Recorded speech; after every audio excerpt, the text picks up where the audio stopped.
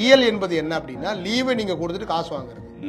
நான் லீவும் எடுக்க முடியாது, லீவு எடுக்கிறதுக்கு விருப்பமும் இல்லை, பணமும் இல்லை அப்படின்னா ஒரு வருடத்திற்கு 15 நாள், 4 வருடம். எனக்கு 4 வருடத்தினுடைய ரூபாயும் போச்சு, லீவும் போச்சு. என்னைக்கு நிறுத்தினீங்களோ அன்னைக்கு கொடுப்பீங்களா அல்லது நிறுத்திட்டு 4 வருஷம் கழிச்சு கொடுப்பீங்களா? ஏற்கனவே ஓல்டு பென்ஷன் ஸ்கீம் வாங்கக்கூடிய லட்சக்கணக்கான ஊழியர்கள் இங்க இருக்கிறாங்க. ஓல்டு பென்ஷன் ஸ்கீம் எப்படி கொடுக்குதுன்னு உங்களுக்கு தெரியாதா? 78,000 கோடி சிபிஎஸ்ல பிடிக்கப்பட்ட அமௌண்ட் எல்ஐசில முதலீடு பண்ணியிருக்கிறாங்க.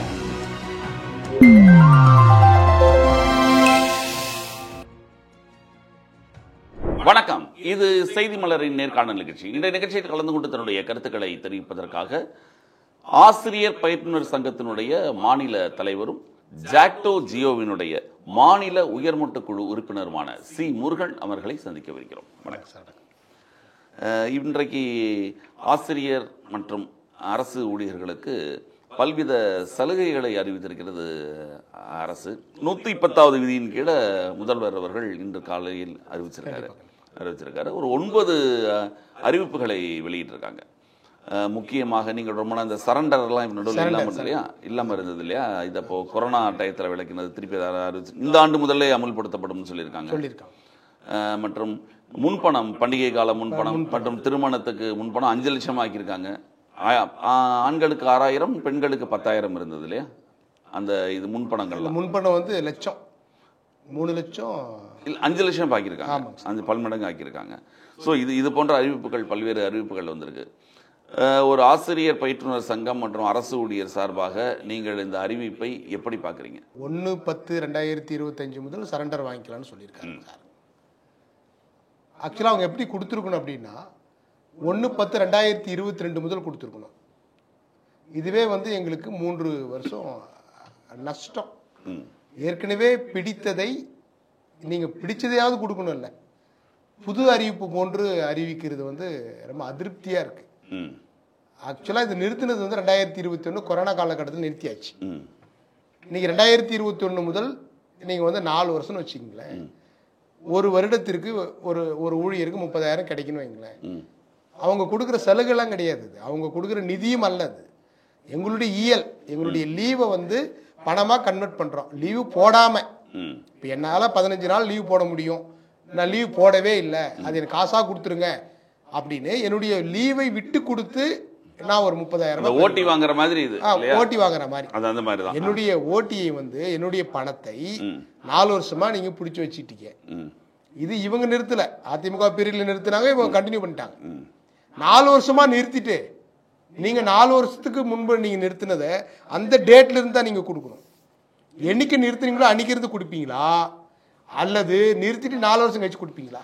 இல்லை, இப்போ இந்த ஸ்கீம் இல்லாதப்போ நீங்க பொதுவாக பல பேர் வந்து விடுப்பு வந்து எடுத்திருப்பாங்கல்ல. இந்த ஸ்கீம் இல்லை, நான் ஏன் விடுப்பு எடுக்காம இருக்கணும்னு எடுத்திருப்பாங்கல்ல பல பேர். விடுப்பு வந்து ஆல்ரெடி இருப்பில் இருக்கக்கூடிய 243 இருப்பில் இருக்கக்கூடியது இருக்கு. ஒரு இடத்திற்கு 15 நாள் இஎல் வந்து எங்களுக்கு அப்படியே சேகரிச்சுக்கிட்டே வர்றோம். அந்த விடுப்பில் வந்து வேஸ்டா போகுது லீவு. என்னால நான் எடுக்க மாட்டேன், இப்போ நான்லாம் லீவு அதிகமாக எடுக்கவே மாட்டேன். அந்த லீவ் வந்து சேகரிச்சுக்கிட்டே போயிட்டே தான் இருப்பேன். அது வேஸ்டா போகுதுன்ற 243 நாளைக்கு பிறகு நீங்க எத்தனை லீவ் சேர்ந்தாலும் அது வந்து அன்னைக்கே வந்து மைனஸ் ஆகிட்டே போகும். ஏன் மைனஸ் ஆகிட்டே போகுது அப்படின்னா நீங்க காசு கொடுத்தா தான் அது காசா மாறும். இஎல் என்பது என்ன அப்படின்னா லீவை நீங்க கொடுத்துட்டு காசு வாங்குறது. நான் லீவும் எடுக்க முடியாது, லீவு எடுக்கிறதுக்கு விருப்பமும் இல்லை, பணமும் இல்லை அப்படின்னா ஒரு வருடத்திற்கு 15 நாள், 4 வருடம். எனக்கு 4 வருடத்தினுடைய ரூபாயும் போச்சு, லீவும் போச்சு. அப்ப நீங்க அவர் என்ன சொல்றாரு, 1/10/2025 முதல் நீங்கள் பெற்றுக்கொள்ளலாம்னு சொல்லியிருக்கிறார். நீங்க முதல்ல நிறுத்தி வச்சிருக்கிறத கொடுத்தது பரவாயில்லை, ஆனா அந்த டேட்ல இருந்து நீங்க கொடுக்கணும். 1/10/2022 முதல் நீங்க கொடுக்கணும். 1 இதுவே வந்து எங்களுக்கு ஒரு ஆசிரியர் அரசு ஊழியருக்கு ஒரு நபருக்கு 1,20,020,000 ரூபாய் நஷ்டம். மொத்தம் 12 லட்சம் பேர் இருக்கும். 12 லட்சம் இன்ட்டு 1,20,020,000 ரூபாய் நீங்க பெருக்கிங்க, எத்தனை கோடி எங்களுடைய பணம் இதுல லாஸ் ஆகுதுன்னு பார்த்துக்குங்க. இது வந்து வெளியில இருக்கிறவங்களுக்கு வந்து சலுகை அறிவிச்சிட்டாங்கன்னு சொல்லுவாங்க, ஆனா அது சலுகை அல்ல. ஏற்கனவே நிறுத்தி வைத்ததை தாமதமாக அறிவிப்பது. 1/10/2022 முதல் கொடுக்க வேண்டிய இஎல் இன்னைக்கு 1/10/2025 வாங்கிக்கலாம்னு போட்டாங்க. இந்த 3 வருஷம் நமக்கு கிடையாது, உங்களுக்கு 4 வருஷம் 4 வருஷம் 2021 இருந்து 21 கட் பண்ணிட்டாங்க. அதுல இருந்து இப்போ 22 கொடுக்கணும். நீங்க இல்ல இந்த ஆண்டு முதல்ல அமலுக்கு வரும்னு சொல்லிருக்காங்க. நீங்க பழைய இதையும் சேர்த்து கேக்குறீங்க. சேர்த்து கேட்கறோம். அதாவது 1/10/2020 முன் தேதியிட்டு கேக்குறீங்க. முன் தேதியிட்டு கொடுக்கணும். இவங்க பின் தேதியிட்டு கொடுக்குறாங்க. வெளியில இருக்கிறவங்களுக்கு இந்த டீப்னஸ் தெரியாது. வெளியில இருக்கிறவங்க நினைக்கிறாங்க அரசு ஊழியருக்கு வாரி கொடுத்துட்டாங்க. அதாவதுங்க 800 கோடி 800 கோடி ரூபாய் இயல் சரண்டர் எங்களுக்கு போயிடுச்சு. 800 கோடி அவங்க எடுத்துக்கிட்டாங்க. 800 கோடி எடுத்துக்கிட்டு இன்னொரு 6 மாசம் எடுத்துக்கிறீங்க. இன்னொரு 6 மாசம் எக்ஸ்ட்ரா எடுத்துக்கிறீங்க. 10வது மாசம் சொல்லியிருக்காரு. இன்னொரு 6 மாசம் எக்ஸ்ட்ரா எடுத்துக்கிட்டு இன்னொரு 6 மாசம் எங்களுக்கு நஷ்டம். அப்ப இது போன்று நீங்க வந்து 800 கோடி நீங்க பிடிச்சிட்டு 4 வருடம் நீங்க எடுத்துக்கிட்டீங்க. அரசுக்கு நீங்க செலவு பண்ணீங்களா, அது என்ன பண்ணீங்கன்னு தெரியாது. லேட்டா கொடுக்குறீங்க. இது சலுகை அல்ல. நாங்கள் முன்தேதிட்டு கேட்டதை நீங்கள் வந்து முன்தேதிட்டு கொடுக்கல. ஒன்று. ரெண்டாவது வந்து கேட்டது என்னங்க, கேட்டது வந்து ஓல்டு பென்ஷன் ஸ்கீம். இல்லை, இப்போ அதுக்கு தான் பழைய ஓய்வு திட்டத்திற்காக தான் ஒரு குழு அமைக்கப்படும், செப்டம்பர் மாதத்துக்கு சொல்லப்படும் சொல்லியிருக்காங்க. குழுவே தேவையற்ற குழு. இல்லை, இது வரைக்கும் உங்களுக்கு அந்த அரசாங்கம் செய்யாமல் இருந்தது நடத்துறாங்க இல்லையா, அது உங்களுக்கு வந்து ஒரு இனிஷியேட் பண்ணுறதே பெரிய விஷயம் எடுத்துக்கலையா? அது நீங்கள் குழு எதுக்கு? ஏற்கனவே ஓல்டு பென்ஷன் ஸ்கீம் வாங்கக்கூடிய லட்சக்கணக்கான ஊழியர்கள் இங்கே இருக்கிறாங்க. ஓல்டு பென்ஷன் ஸ்கீம் எப்படி கொடுக்குதுன்னு உங்களுக்கு தெரியாதா? எப்படி ஒரு ஐஏஎஸ் அதிகாரி குழு போட்டு, இது 3வது குழு. அதிமுகவில் இருக்கும்போது அவங்க ஒரு குழு போட்டாங்க, இவங்க 2 குழு போட்டிருக்காங்க, இது 3வது குழு போட்டு வச்சிருக்கிறாங்க. எதுக்கு குழு? குழுவே தேவையில்லாத ஒன்றுக்கு நீங்க குழு போட்டு வச்சிருக்கீங்க. குழு எதுக்கு? லேட் பண்றதுக்கு. ஓல்டு பென்ஷன் ஸ்கீமுக்கு ஆல்ரெடி வந்து ஒரு ஆசிரியரோ அரசு ஊழியரோ தலைமை ஆசிரியரோ தாசில்தாரோ நீங்க ஓய்வு பெற்று வீட்டில் இருக்கிற போது நீங்க எப்படி ஓய்வூதியம் கொடுக்கணும்னு உங்களுக்கு தெரியும் ஃபார்முலா. நீங்க காலகாலமா கொடுத்துட்டு வரீங்க. இப்ப கொடுக்கல. அது 1952 இருந்து நீங்க கொடுத்துட்டு வரீங்க. இந்தியாவில் இருக்கக்கூடிய இப்ப லேட்டஸ்டா 7 மாநிலங்கள் ஓல்டு பென்ஷன் ஸ்கீமை இப்ப அறிமுகப்படுத்தி இருக்கிறாங்க. இப்போ நீங்கள் வந்து ராஜஸ்தான் அறிமுகப்படுத்தியிருக்காங்க, ஜார்க்கண்ட் அறிமுகப்படுத்திருக்காங்க, இமாச்சல பிரதேசம் பண்ணியிருக்காங்க, மேற்கு வங்காளம் தான் முதலே பண்ணாங்க இல்லையா, அவங்க பண்ணிட்டு இருக்காங்க. இப்போ 7 மாநிலங்கள் ஓல்டு பென்ஷன் ஸ்கீமை நீங்கள் புதுசாக இப்போ கொண்டு வந்திருக்கிறாங்க. புதுசுனா என்ன? 2004 மத்திய கவர்மெண்ட் கொண்டு வந்தாங்க, காங்கிரஸ் இருக்கும்போது. அதை வந்து ஏற்கனவே இருக்கக்கூடிய அதிமுகவினுடைய செல்வி ஜெயலலிதா அம்மையார் அவர்கள் முன்கூட்டியே 2003 போட்டாங்க. 1/4/2003 அவங்க அட்வான்ஸ் பண்ணி சிபிஎஸ் இங்க கொண்டு வந்தாங்க. அது கொண்டு வந்ததுக்கு பெரிய ரீசன் இருக்கு. அன்னைக்கு வந்து எஸ்மா போட்டு அரசு ஊழியர்களை வந்து நீங்க 1 லட்சம் பேருக்கு சஸ்பெண்ட் பண்ணி அது உச்சநீதிமன்றத்துக்கு கேஸ் போயிட்டு அதுல இருந்து ரிவோக் பண்ணி வருகின்ற போது அந்த கோவத்தை தூக்கி போயிட்டு பென்ஷன்ல கொண்டு போய் காமிச்சாங்க. அதன் பிறகு நீங்க வந்து தமிழ்நாடு கவர்மெண்ட் எத்தனையோ ஆட்சிகள் வந்து போயிட்டு இருக்கு. 20 வருஷமா நடந்துகிட்டு இருக்கு.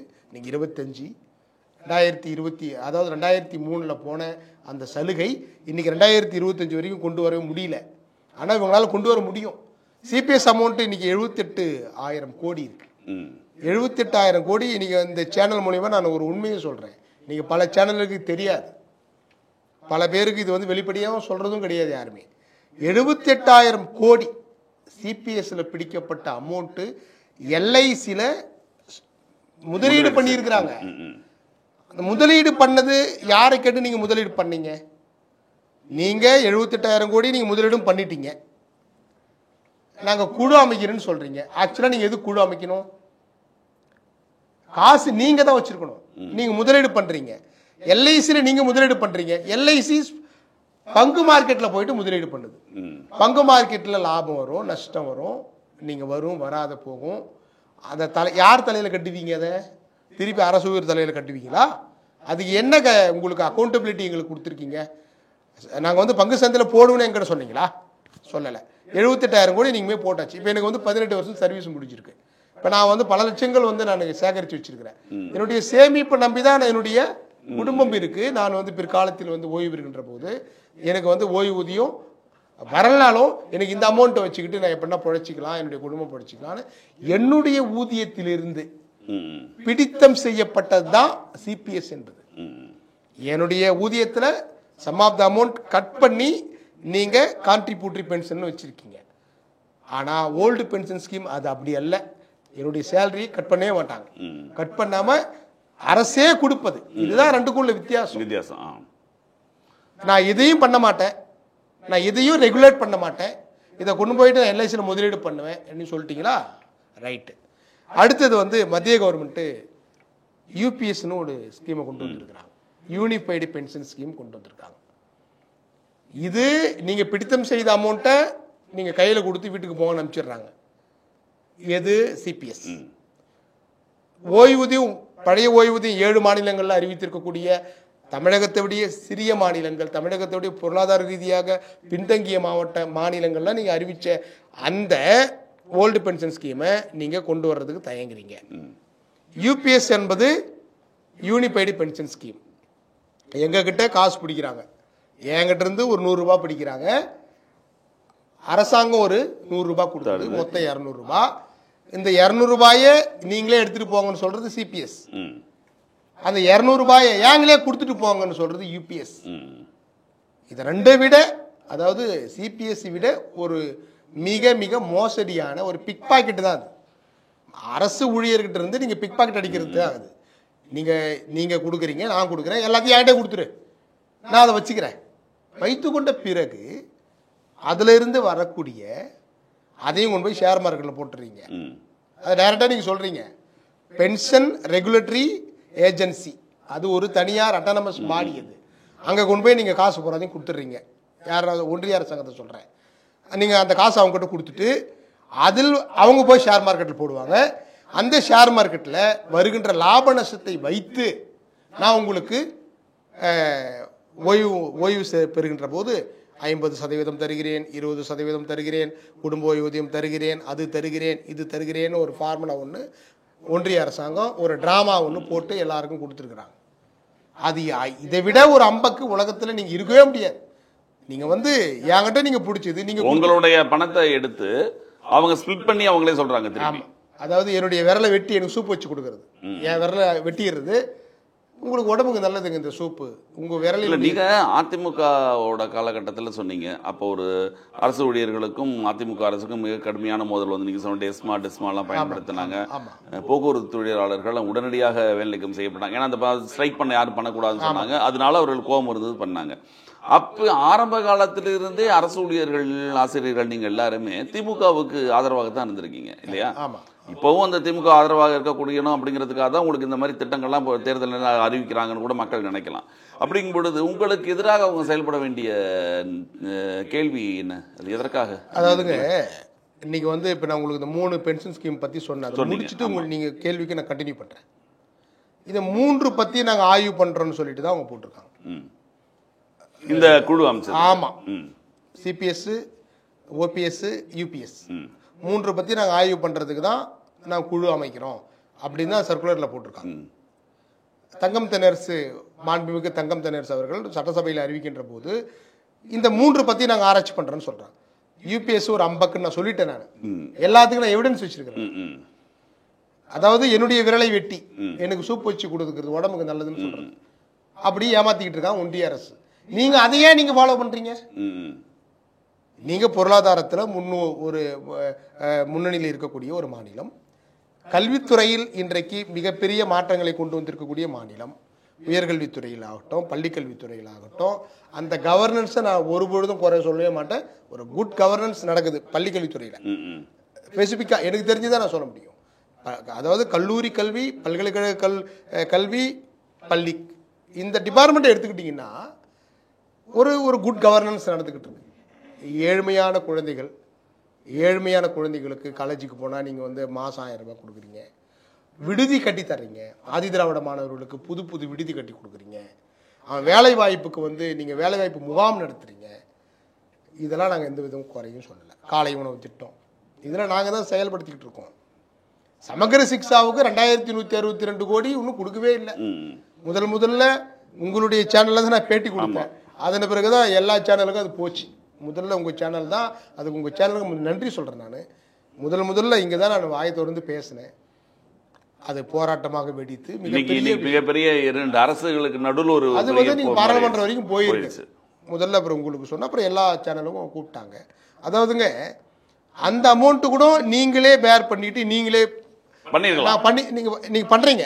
இல்ல அப்படிதான் பண்ணணும். இப்ப எல்லாருமே பண்றாங்க. என்ன இப்ப 2500 கோடி நிர்வாகத்தினால நாங்க ஆசிரியர்களுக்கு சம்பளம் தரதுக்கு பணம் இல்ல அப்படின்னு சொல்ல முடியாது. அதனால அது போன்று ஒரு குட் கவர்னன்ஸ் நடந்துகிட்டு இருக்கு. அதெல்லாம் நாங்க எந்த குறைவையும் சொல்லவே இல்லை. 2162 கூட ஒன்றிய அரசு கொடுக்கல, நீங்க கொடுத்துட்டீங்க. நீங்க வந்து ஊதியம் உட்பட மாற்றுத்திறனாளி மாணவர்களுக்கு ஸ்காலர்ஷிப் கொடுக்கறதுல இருந்து எல்லாமே பண்ணிக்கிட்டு இருக்கீங்க. இதெல்லாம் நாங்க குறையே சொல்லலை. நான் என்ன கேட்கிறேன், இவ்வளோ ஒரு திறன்மிக்க ஒரு ஆட்சி நடத்தி கொண்டிருக்கின்ற போது ஒரு 12 லட்சம் அரசு ஊழியர்களுடைய தேவை என்ன என்பது உங்களுக்கு தெரியாதா? அல்லது உங்களிடம் இருக்கக்கூடிய உங்களுக்கு ஆலோசனை வழங்கக்கூடிய அலுவலர்கள் அதிகாரிகள் தவறாக வழிநடத்துகிறார்களா? இல்ல இப்ப அதுக்கு தானே இப்ப உங்களுக்கு அனௌன்ஸ்மெண்ட்லாம் வந்திருக்கு. இது அனௌன்ஸ்மெண்டே கிடையாது. இது நீங்க எப்படி சொல்றீங்களா? வெளியில இருந்து பார்க்கும்போது என்ன சொல்லுவாங்க தெரியுமா? தேர்தல் நேரத்துல அரசு ஊழியர்களுடைய ஆசிரியர்களுடைய ஆதரவு தேவை அதனால இப்போ அறிவிக்கப்பட்டிருக்கு அப்படின்னு தான் வெளியில பொதுவாக பார்க்கப்படும். அதாவதுங்க 20 வருஷமா ஒரு கோரிக்கை வச்சுட்டு இருக்கோம், 22 வருஷமா. அதை பத்தி நீங்க வாயே திறக்க மாட்டேங்கிறீங்க. குழுக்கான டேட்டை நீங்க வந்து ப்ரீபோன் பண்ணியிருக்கிறீங்க. இதை நான் கேட்கலையே. நீங்க நினைச்சீங்கன்னா 24 மணி நேரத்தில் அந்த ஓல்டு பென்ஷன் ஸ்கீம் கொடுக்கலாம். இன்னும் கேட்டீங்கன்னா உங்களுக்கு ஓல்டு பென்ஷன் ஸ்கீம் என்பது உங்களுக்கு லாபம், தமிழக அரசாங்கத்திற்கு லாபம். இப்போ இருக்கக்கூடிய நீங்க வந்து ஒருத்தர் ஓய்வு பெறாருன்னா அவருக்கு நீங்க 50 லட்சம் ரூபாய் கொடுத்து அனுப்பணும். இன்னைக்கு 10 பேர் இன்னைக்கு ஓய்வு பெறாங்கன்னா நீங்க வந்து அவங்களுக்கு கொடுத்து அனுப்பணும். நீங்க காசு கோடிக்கணக்கான ரூபாய் நீங்க கொடுத்து அனுப்பணும். ஆனா ஓல்டு பென்ஷன் ஸ்கீம்ல அந்த வேலையே கிடையாது. நீங்க சிறுக சிறுக சிறுக சிறுக அவ வந்து குடும்ப பென்ஷனு, அவருடைய பென்ஷனு கொஞ்சம் கொஞ்சமா கொடுக்கணும். ஏன்னா 7 மாநிலங்கள் அப்படிதான் ஃபார்முலா போட்டு பண்ணிட்டு இருக்காங்க. இப்ப இருக்க அமல்படுத்த ஆமா 7 மாநிலங்கள்ல அப்படியே டிட்டோவா பண்ணிட்டு இருக்காங்க. நீங்க இவ்வளோ கவர்னன்ஸ் பண்றீங்க, நான் இல்லைன்னு சொல்லலை, அதை நாங்கள் மனசார வரவேற்கிறோம். அரசு ஊழியர்களை பத்தி உங்களுக்கு தெரியாம போனது காரணம் என்ன? பயங்கரமான அதிருப்திங்க, பெரிய அதிருப்தியில் அரசு ஊழியர்கள் இருக்காங்க. நேற்று ஒரு அம்மா சொல்றாங்க, நான் வெளிப்படையே சொல்லக்கூடாது ஒரு கட்சியினுடைய பேரை, ஒரு ஆசிரியர் பேட்டி கொடுக்குறாங்க. இப்போ புதிதாக வந்திருக்கக்கூடிய ஒரு கட்சிக்கு தான் நாங்கள் ஓட்டு போட போகிறோம், நாங்கள் வந்து எல்லாருமே ஓட்டு போட போகிறோன்னு ஒரு அம்மா டெட்டு பாஸ் பண்ணிட்டு வேலை வாய்ப்பு இல்லாமல் போராட்டம் செய்து கொண்டிருக்கக்கூடிய ஒரு அம்மா அந்த கட்சியினுடைய துண்டை போத்திக்கிட்டு அவங்க நேற்று பேட்டி கொடுக்குறாங்க. இன்னைக்கு யூடியூப்ல ஃபுல்லாக அது போயிட்டு இருக்கு, சமூக ஊடகங்களில் போயிட்டு இருக்கு. இது வந்து அந்த அம்மாவுடைய அது என்ன கேள்வி இருக்கிறேன். இப்போ ஆசிரியர் பணியிடங்கள் அனைத்தும் நிரப்பப்பட்டிருக்கா? இப்போ நிரப்பப்படலை இல்லையா? நிரப்பப்படலை. இப்போ பல இடங்கள்ல வந்து உங்களுக்கு இன்னும் வேகன்சி இருக்கும் பொழுது இது இன்னும் நிரப்பப்படலை. வேகன்சி வந்து அதிகமான வேகன்சி இருக்கு.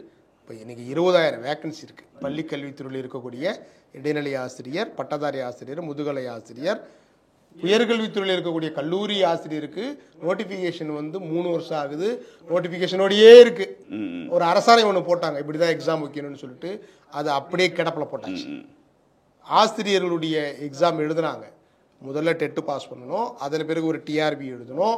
டிஆர்பி எழுதி வெரிஃபிகேஷன் முடிஞ்சு போச்சு, அப்பாயின்மெண்ட் ஆர்டர் கொடுக்கவே இல்லை. அது அப்படியே பெண்டிங் நிற்குதா?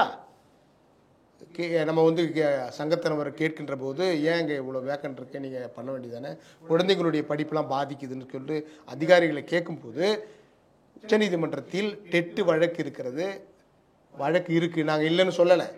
சங்கங்கள் வந்து இம்ப்ளீட் ஆயிருக்கும் அந்த கேஸில். நீங்க வந்து அந்த கேஸ் ஏன் முடிக்க மாட்டிருக்கீங்க? ஜிபி கவர்மெண்ட் ப்ளீடர், நீங்க போங்க, நீங்க போயிட்டு கவனம் செலுத்துங்க. எப்படியா அந்த ஆளுநர் கேஸ் எல்லாம் நீங்க அசால்ட்டா முடிச்சுட்டு நீங்க வந்து மசோதா கைது வாங்கி வந்துட்டீங்க. இது ஒரு கேஸா உங்களுக்கு? உங்களால முடியாதெல்லாம் ஒண்ணும் கிடையாது. அந்த மனம் இல்ல ஏன் அப்படின்ற ஒரு கேள்வி. அவ்வளோ பெரிய விஷயத்தையே நீங்க பண்ணி வச்சிருக்கீங்க. ஒரு இந்தியாவில் நடைபெறாத ஒரு விஷயம் இது. ஒரு ஆளுநர் போட வேண்டிய கையெழுத்தை இந்திய அரசியல் வரலாற்றில் இவங்களே போட்டு பாஸ் பண்ணி அனுப்புறாங்க. உங்களால் பண்ண முடியுது இல்லை, நீங்க ஏன் எங்களுக்கு பண்ணலை? அதை நீங்கள் ஒரு கேஸ் நீங்கள் நினைச்சீங்கன்னா இமிடியேட்டாக முடிச்சு அரசுக்கு சார்பாக தீர்ப்பை பெற்று நீங்கள் வந்து உடனடியாக நீங்கள் வந்து பணி வாய்ப்பை வழங்க முடியும். ஆனால் நீங்கள் வந்து அந்த அளவுக்கு துரிதமாக ஏன் செயல்படலை? நாங்கள் உங்களுக்கு என்ன பண்ணோம்? நீங்கள் நல்ல கவர்னன்ஸ் பண்ணுறதுக்கு யார் உங்களுக்கு முதுகெலும்பு? எம்பி, எம்எல்ஏ, முதலமைச்சர், அமைச்சர் இருந்துட்டா ஒரு குட் கவர்னன்ஸ் நடைபெறாது. ஆசிரியர்கள், அரசு ஊழியர்கள் இல்லை என்று சொன்னார். நீங்க ஒரு குட் கவர்னன்ஸ் பண்ண முடியாது. நீங்க பண்ணிட்டு இருக்கீங்க குட் கவர்னன்ஸ். எப்படி பண்றீங்க? அரசு ஊழியர்களுடைய கடின உழைப்பு. நீங்க சொல்றதுக்கெல்லாம் நாங்க தலையசித்து கொண்டு உங்களுடைய கட்டளைக்கு கட்டுப்பட்டு, அதிகாரிகளின் கட்டளைக்கு கட்டுப்பட்டு நீங்க செவ்வனே செய்வதால் தான் நீங்க குட் கவர்னன்ஸ் இன்னைக்கு எஜுகேஷன் டிபார்ட்மெண்ட்ல சிறப்பாக நடந்து கொண்டிருக்கிறது. அதை நான் எந்த விதமான குறையும் சொல்லலை. நீங்க வெளியே போய் பாருங்க, அப்படி ஒரு அரசு பள்ளிகளில் வந்து அப்படி ஒரு நற்பெயர் இருக்குது. குழந்தைங்களுக்கு ஸ்கில் பேஸ்டு திறனை வளர்க்குறாங்க. இன்னைக்கு நான் முதல்வன் திட்டம் இன்னைக்கு சிறப்பாக நடந்து கொண்டிருக்கிறது. இதெல்லாம் வந்து நான் எந்த விதமான குறையும் நாங்கள் சொல்லவே மாட்டோம். நானும் சொல்ல மாட்டேன், நான் இருக்கக்கூடிய அமைப்பும் சொல்லாது, ஜாக்டோஜியும் சொல்லாது. அதை வரவேற்கிறோம். ஆனால் 23 வருஷமா கத்திக்கிட்டு இருக்குமே, கோர்ட்டில் கேஸ் நடந்தது, போராட்டம் நடந்தது, எத்தனையோ ஆசிரியர்கள் அரசு ஊழியர்கள் இன்னைக்கு வந்து நீங்க ஸ்ட்ரைக் பண்ணோம். எல்லாவற்றையும் காற்றிலே பறக்கி விட்டு நீங்க மாட்டு போயிட்டு இருக்கீங்க. நீங்க 9 அறிவிப்பு பண்ணியிருக்கீங்க. இது அறிவிப்பே கிடையாது. இது ஏற்கனவே பெண்டிங்ல இருந்த ஃபைல். இதெல்லாம் திரும்பி இப்பதான் திறந்து வச்சிருக்கிறாங்க. நான் தான் சொல்றேனே, 4.5 வருஷம் அப்புறம். ஆமா, அப்ப திடீர்னு இப்பதான் திறக்கிறாங்க. இது வந்து புதிய அறிவிப்புகள் எதுவுமே கிடையாதுங்க. இதெல்லாம் பழசுதான். இப்போ அரசு ஊழியர்கள் ஆசிரியர்களுக்கு இதில் முழு திருப்தி இல்லை. இந்த அறிவிப்புகள்ல முழு திருப்தி இல்லை. திருப்தி ஃபைல் இப்பதான் ஓபன் பண்ணி இருக்கிறாங்க. என்னைக்கு நீங்க வந்து ஓல்டு பென்ஷன் ஸ்கீம் ஃபைலை ஓபன் பண்ணி நீங்க அதை கொடுக்குறீங்களோ அது வரைக்கும் அரசின் மீது இருக்கக்கூடிய அதிருப்தி போகவே போகாது. அரசு ஊழியர்களுக்கு ஆசிரியர்களுக்கு போகாது. இது அவங்க தனிப்பட்ட முறையில் அவங்களுக்கு வெறுப்பு கிடையாது. நான் இருக்கக்கூடிய அவங்களுடைய பல்ஸ் எனக்கு தெரியும். அவங்களுடைய பல்ஸ் 17 வருஷமா நான் சங்கத்தில் பொறுப்பில் இருக்கிறேங்க. லட்சக்கணக்கான அரசு ஊழியர்கள் தொடர்பில் இருக்கிறேங்க. எனக்கு அவங்களுடைய பல்ஸ் என்னன்னு தெரியும். அதுக்காக வந்து அந்த கவர்மெண்ட் வந்தா கொடுத்துருமா அப்படின்னு நான் நம்பல. இவங்க தான் கட்டுக்கோப்பா பண்றாங்க, கட்டுக்கோப்பா பண்ணிட்டு இவர்கள் இருக்கும்போதே நடத்தி கொடுக்க வேண்டும். உங்களுடைய இவங்க தாங்க கொடுக்க முடியும். நான் ஓப்பனா சொல்றேன். ஒரு ஒரு ஆர்கனைஸ்டு ஒரு செக்டாருங்க, கரெக்டாக பண்ணிட்டு இருக்காங்க, எல்லாமே பண்ணிட்டு இருக்காங்க.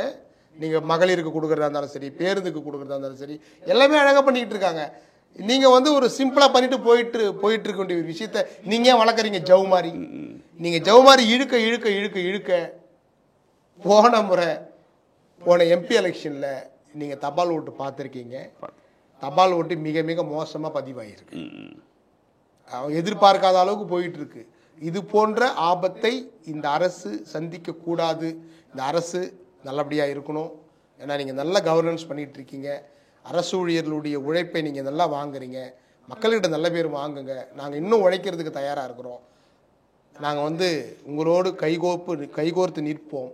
எங்களுடைய ஓல்டு பென்ஷன் ஸ்கீம் என்கின்ற எங்களுடைய வாழ்வாதாரம் அது. எங்களுடைய வாழ்வாதாரத்தை நீங்க என்னைக்கு நிறைவேற்றி கொடுக்குறீங்களோ அன்னைக்கு தான் நாங்கள் வந்து முழு மனதோடு உங்களுக்கு நாங்கள் சப்போர்ட் பண்ணுவோம். மிக நன்றி. நிகழ்ச்சியில் வந்து கலந்து கொண்டு தங்களுடைய கருத்துக்களை தெரிவித்ததற்கு. நீங்கள் அரசு ஊழியர்களை பற்றி, அரசு ஊழியர்களுடைய கோரிக்கைகள் பற்றி மற்றும் இந்த அறிவிப்புகளில் இருக்கக்கூடிய உண்மைத்தன்மைகள் பற்றி மற்றும் இந்த பழைய ஓய்வூதிய திட்டம் பல பேர் தெரியாமல் இருந்திருக்கும், அதை பற்றி நீங்கள் சொன்னீங்க. மிக்க நன்றி. நிகழ்ச்சியில் வந்து கலந்து கொண்டு தங்கள் மேலான கருத்துக்களை தெரிவித்ததற்கு நன்றி.